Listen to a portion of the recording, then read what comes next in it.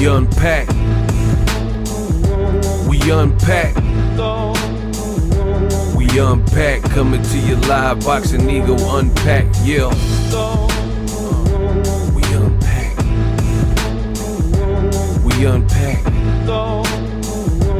We unpack. Coming to your live. Baby, you want payday? I know that. Bad news for Canelo Alvarez and fans who want to see Canelo versus Terrence Crawford. After Canelo's stablemate Jaime Munguia just popped dirty pop. Baby, you can't stop. I know you like this dirty pop. So in this video, I want to talk about it. Also, Jermall Charlo weighed in and he says, you think Canelo ain't on something? You think he got off of it? So there's a lot going on. And in this video, I want to break it down and get unpacked. Best in the business here, and it's not even close. So in this video, I'm going to tell you how it's going on.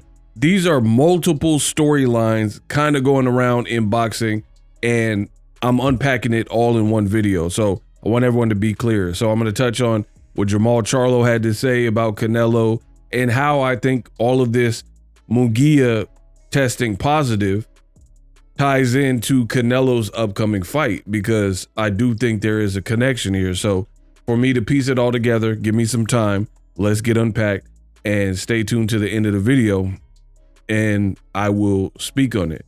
So let's start with Jermall Charlo.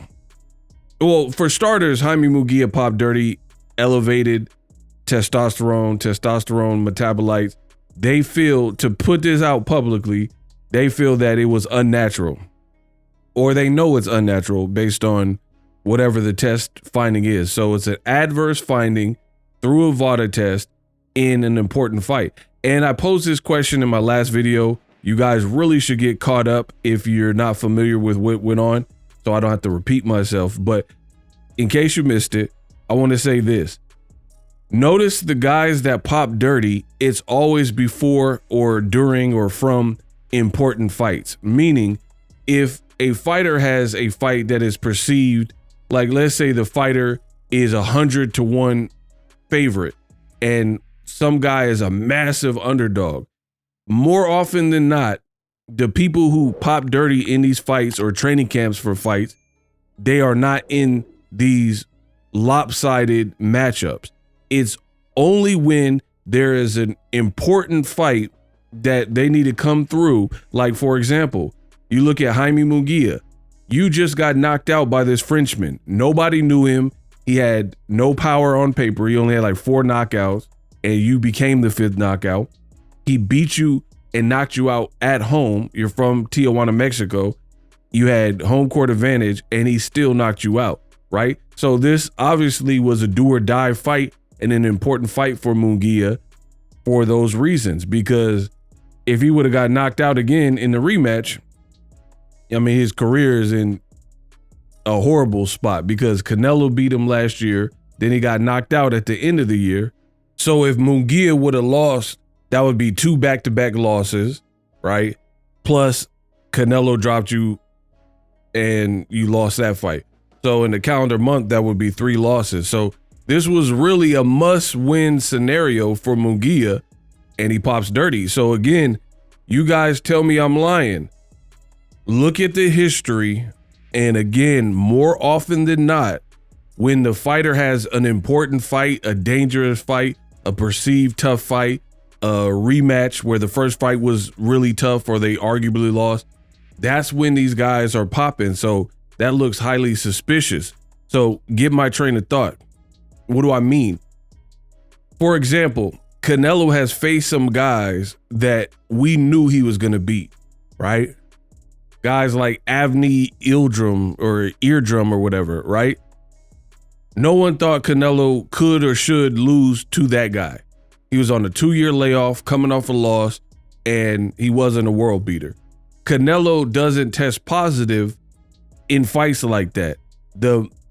One of the most important moments of his career was the Golovkin rematch, because a lot of people thought Golovkin got robbed in the first fight. So this was a chance at redemption. And they had announced Canelo Triple G Part 2, and after the fight had been announced, I believe they had a press conference and red carpet and all this to announce the fight. It was shortly after that where Canelo tested positive for clenbuterol. So again, you guys put it all together. How come when Canelo has fights with no hopers, he's never tested positive? But after the fight with Golovkin, which we know the first fight was a hard fight where you arguably lost, and a lot of people were saying that. A lot of people thought Canelo lost the first fight, maybe even the second fight. Conveniently, that's the fight you test positive. So you knew how important it was. Same thing with Munguia, right? Look at these patterns. I know it's circumstantial, but you lost to Surase. That was your second loss in the same year. So if you fought this unknown guy and weren't capable of beating him, then you would look bad, bro. You would look bad. So now it looks like you pulled out all the stops, and that's why you failed a PED test, right? So that's Munguia's situation.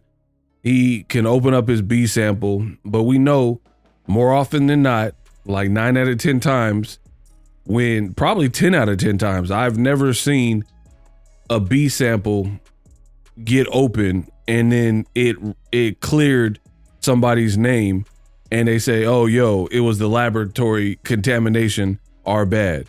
Every single time I've seen it where the B sample even gets open at the fighter's expense, it shows what the first test shows, right? And again, not too many people just come clean and say, yo, I was on this or I'm doing this. Everybody acts puzzled and says the same thing. I don't know how this happened. And I passed a bunch of tests, but that doesn't mean anything. That's like someone saying, I was drinking and driving multiple times. I never got caught. But guess what? One night they had the checkpoint and you got a DUI and you got caught. So just because you only have one DUI doesn't infer that that's the only time you got behind the wheel when you shouldn't have because you were intoxicated, right? That just means you got caught one time. So I hate when fighters say, oh, I've done 50 tests in the last 2 years. What does that have to do with it? There's been people who drove home safely even though they were inebriated. Doesn't make it right, and doesn't mean the cops seen it or a checkpoint stopped you. It means virtually nothing. So let's advance the conversation. Jermall Charlo was pretty much on the topic of PED at his media scrum because of this brand new news. Reporters were asking him about Munguia. Keep in mind, Jermall Charlo and Munguia came close to fighting themselves at a particular point in time, but Golden Boy got in the way and they were trying to bring DAZN along, and it was really pretty much a Showtime fight and it could have been simple. The fight fizzled out. They never fought. So Jermall Charlo's name has been linked to Munguia and also Canelo because Canelo, that was his mandatory at a point in time, and Canelo became this brand new mythical franchise champion rather than fight Jermall Charlo. So he definitely has, and he was being asked it by the reporter, so he definitely has an opinion on it, especially since the names in question, he's been involved in the same weight classes and or conversations about fighting them in the last several years. So with that being said, that's how the conversation came up. And then he went on to talk about Canelo Alvarez and basically insinuated that Canelo still something's fishy about him. He says, quote, I've been telling y'all about snack for a long time. Victor Conte, hear me out. They make the drug at the limit of non-responsiveness. They will make the drug all the way up the line of the banned substance, but it just doesn't show. So it's non-responsive. They've been doing this ish for years, but now that the VADA has tapped into it, they're getting caught. Y'all think Canelo Alvarez hasn't been taking clenbuterol for a long time? Y'all think he ain't back on that ish? Or y'all think this was just a mistake? I go to Mexico all the time. I'm from Houston, Texas. I'm in Mexico all the time, eating steak, I ain't never got caught for no ish like that. They're microdosing it. I'm not trying to put nobody out there. This is not just boxing. There are a lot of athletes all over the world. They make the drug right there to the line of disqualification, but they just don't surpass it. So they're not getting caught for it. A lot of these fighters are on all kinds of ish, end quote. Now, I got to admit, Jermall Charlo was cooking. I've said this. Listen, my thing is this. I've said it time and time again. There's fighters that I heavily suspect, fighters that you all know. I have sources. They're on stuff.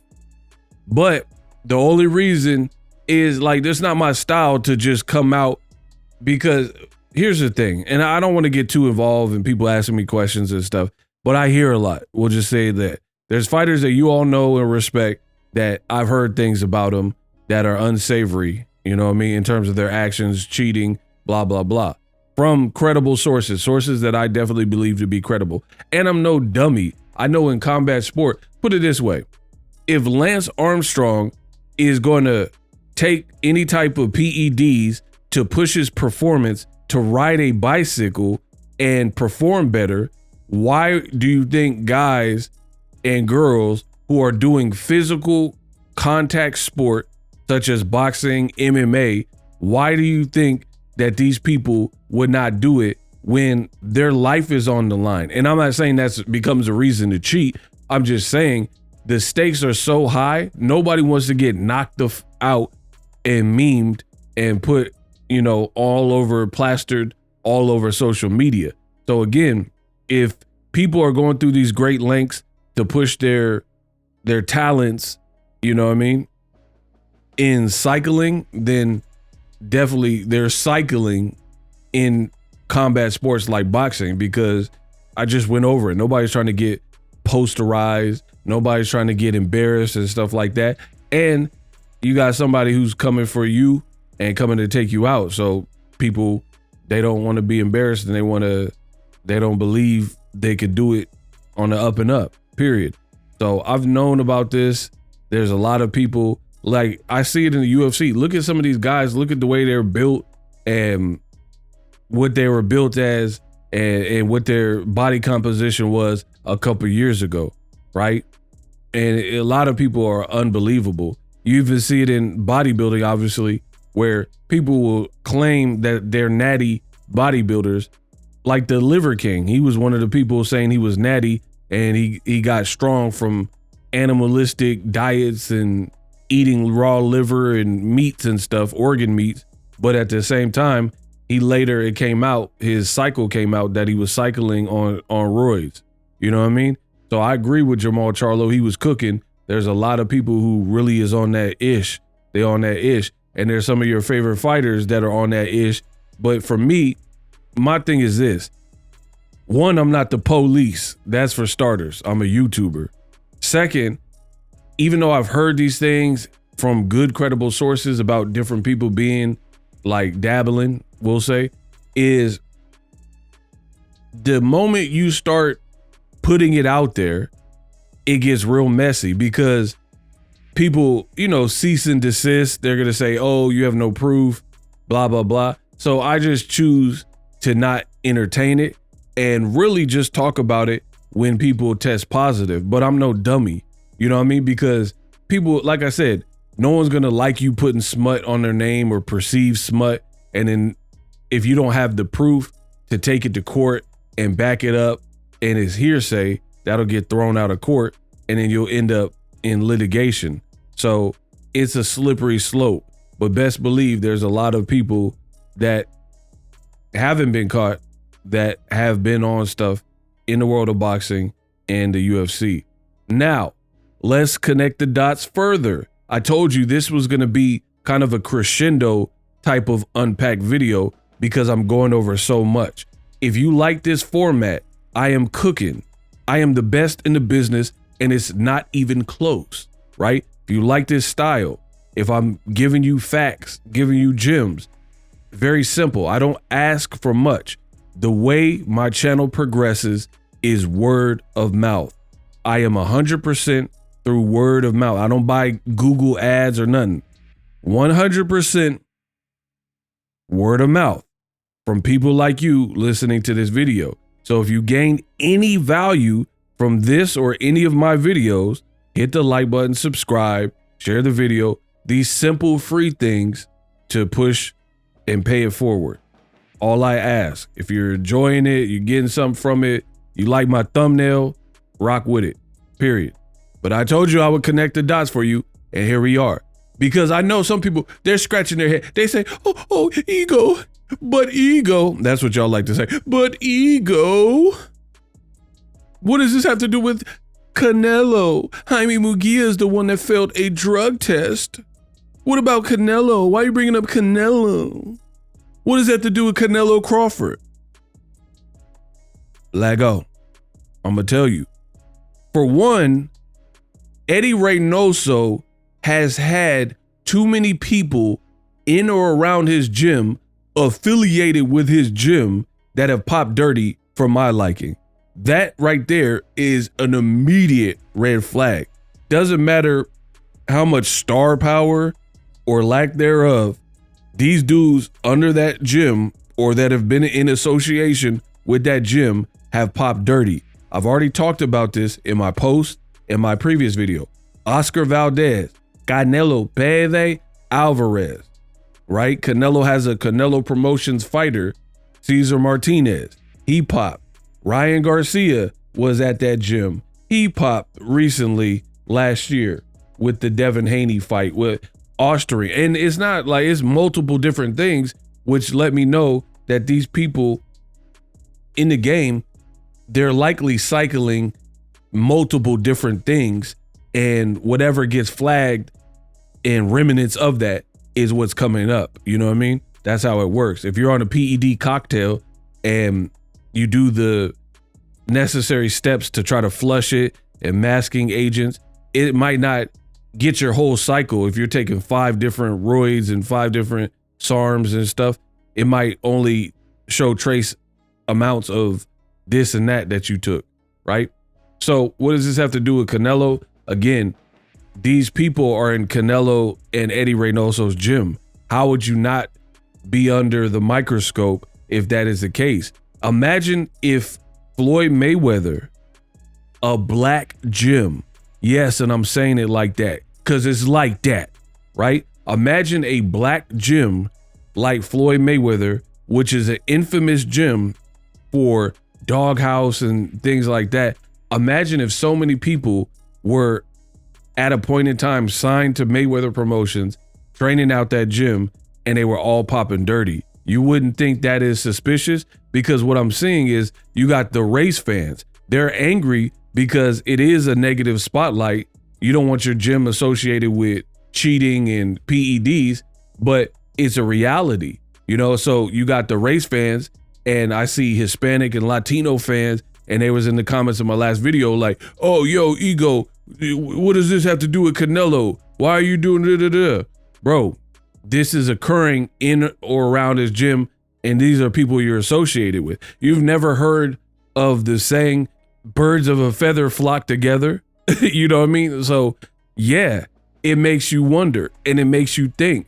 And it's not like Canelo is absolved from this. He failed in the past too. So I think Jermall Charlo is bringing up a reasonable assumption that other people would have as well regarding Canelo Alvarez. You think he's off? You think he's still not doing stuff? And here's the thing, as it connects to Crawford, what is Canelo's next fight? Because here's the reality. For me, I don't even like Canelo versus Crawford. I think it's such a reach, and it's some kind of fantasy video game fight that Turkey has his fixation from, and there's better fights that are more reasonable. Crawford and Bakram Murtazaev, Crawford, Virgil Ortiz, Crawford versus Boots Ennis. Those are reasonable. Even Jermall Charlo and Crawford. These are all great, beautiful fights that Fundora and Crawford, or Tim Tszyu winner, Fundora Tim Tszyu winner, right? All great fights for Crawford, and Canelo can fight who he should be fighting from the jump, which is either David Benavidez or Bivol better be a winner, especially if it's Bivol, because that's the guy that beat him. Or even I would take a David Morrell or even an Andre, fights that will test you. You know, guys who have good styles that aren't like slow plotting, one-dimensional guys that should be able to give Canelo a good fight, right? So there's going to be a big microscope for a Canelo and Crawford fight, because at the end of the day, your gym keeps getting flagged. People who have been around your gym, signed and working with Eddie Reynoso, have popped. Luis Nitti, all these guys, right? So Canelo is not going to want to lose to a smaller fighter. That's just common sense. But who wants to get embarrassed by somebody who moved up 14 pounds? So I hope they have stringent drug testing for Canelo Crawford fight, because this is the only way to protect the integrity of boxing. Anytime you have a big fight, they gotta have like a fight that they're saying is as big as Canelo Crawford. You should have some drug testing. And then furthermore, when you see a gym habitually fail and pop dirty, I think it needs to be under investigation in the world of boxing, and people need to really do a deep dive. Like, yo, what's good? Why are so many people that have been in concert with this particular gym, why are they popping dirty? Because let's use Terrence Crawford. Terrence Crawford in Bomac, the B&B boxing gym, I don't really know of anybody that's tested positive. You guys can let me know, but they've had a ton of fighters, that the Keyshawn Davises and Jamel Herrings and Shakur Stevenson, and of course Terrence Crawford, Amir Khan, he did test positive, but he wasn't working with Crawford's gym anymore. It was in the Kell Brook fight, right? So again,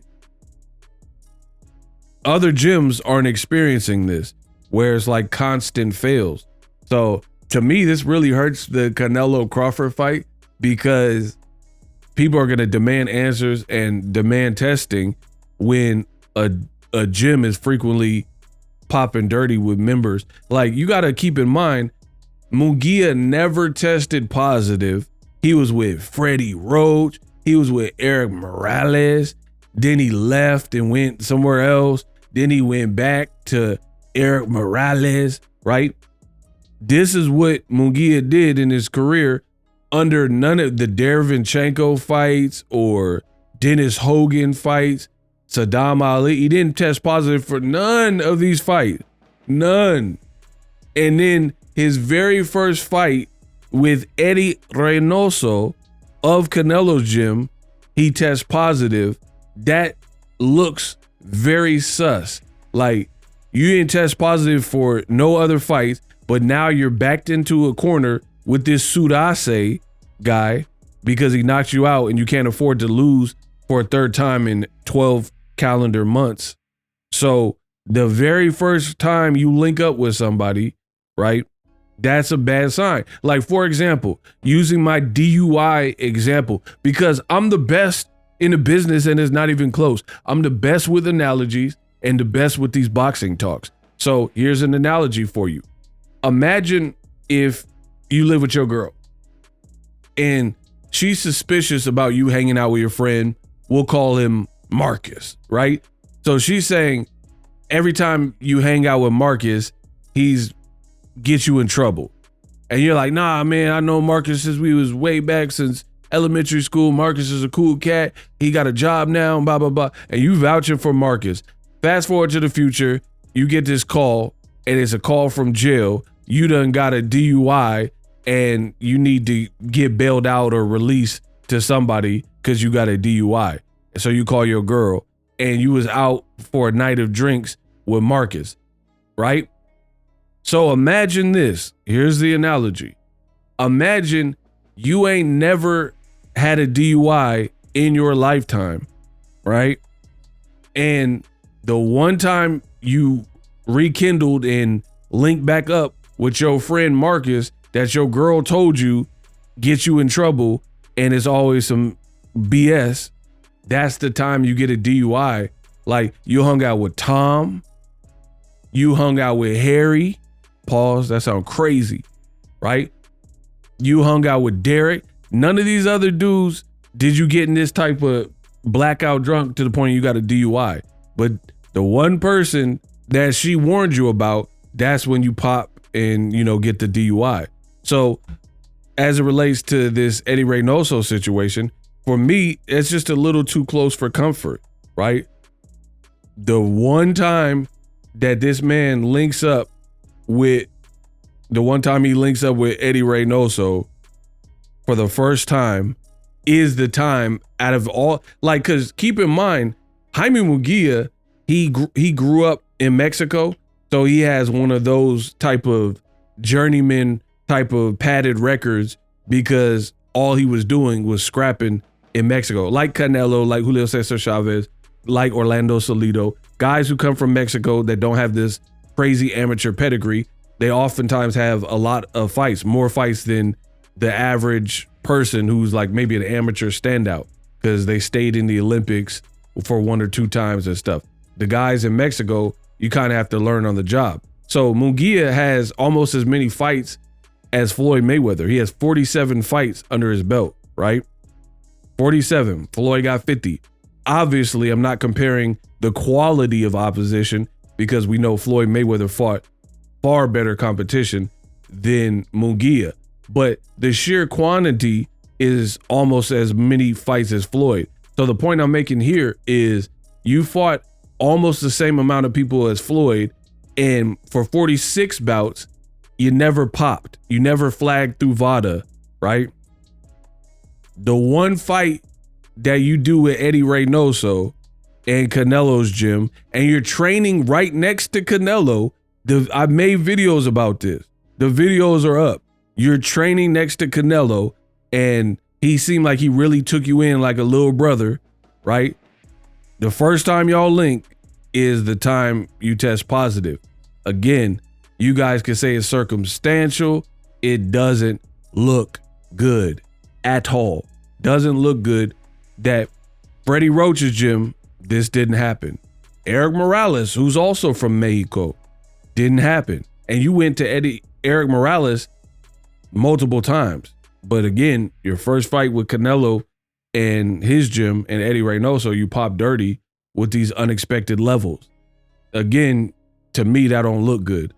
And it's like my analogy, you hung out with Marcus for the first time, and then now you get in this type of trouble. Every other week you hung out with your other friends, no problem. But like your girl said, you hung out with this particular character, Marcus, and it was some BS. So doesn't look good for Munguia. It doesn't necessarily condemn Canelo beyond the fact that Canelo in the past has popped dirty, but boy, does it look very suspicious. And again, Crawford Canelo, if that fight is good, because Crawford, he's already a legend, right? He's a smaller man. He's taking all the risk with the weight, no rehydration clause. That they gotta find a way to protect Terrence Crawford in terms of, at the very least, it has to be a fair contest. It has to be a fair contest, meaning nobody can be on nothing, because then you're just endangering somebody. It's already, to me, it's already a stretch to move up and think you about to beat an undisputed guy at his weight when he got way more experience at those weight levels with no tune-ups. That's already a stretch. But then when the gym is popping hot, like I said, that'll be ugly for Crawford. That'll be ugly for Crawford if he can't get like stringent PED testing. Let me know what you guys think. It's definitely a heavy conversation, but one that I felt needed to happen. If you liked it, subscribe to my channel. If you want to up your streams, use what I use, StreamYard. I have an affiliate link in the description. You'll see a promo for StreamYard. Sign up today and you can also make content, release it. Very easy to use with StreamYard. Shout out to my sponsor. Shout out to my partner, StreamYard. Affiliate link in the description so you can up your game like your boy Ego. Let me know what you guys think. Munguia popped dirty. Jermall has something to say. What does this mean for Canelo-Crawford? And, you know, again, Canelo is at least a one-time offender. Jermall Charlo suspects and insinuates that it could be more. You let me know what you think. We unpacked. Live streaming can be tough, which is why I use StreamYard. Click the link in the description for StreamYard, which is an awesome tool that enables you to set up your stream with ease of use. Get great results with live streaming. It's what I use. Stream to social media with ease with StreamYard. Live streaming is here to stay. Engage with your audience using StreamYard. Great way to reach out to your audience and connect. So you need a tool that can do that.